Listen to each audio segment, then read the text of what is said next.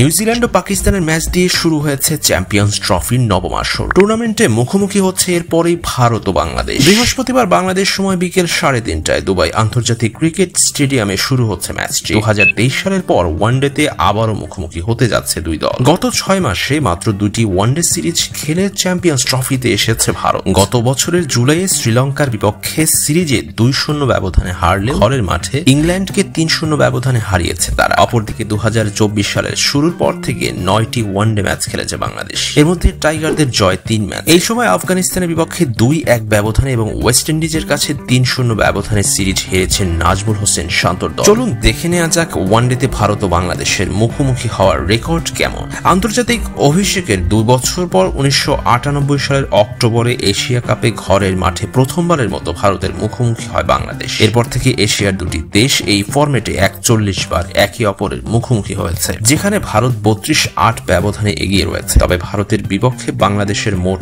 8টি জয়ের মধ্যে 3টি এসেছে শেষ 5টি ম্যাচে, যার মধ্যে ঘরের মাঠে 2-1 ব্যবধানে সিরিজ জয়। 2023 এশিয়া কাপের সুপার 4 এর লড়াইয়ে 6 রানের জয়ও আছে। 2023 সালের একদিনের বিশ্বকাপে পুনেতে টাইগারদের 7 উইকেটে হারিয়ে ভারত শেষ হাসি হেসেছিল। ভিডিওটি সম্পূর্ণ দেখার জন্য ধন্যবাদ।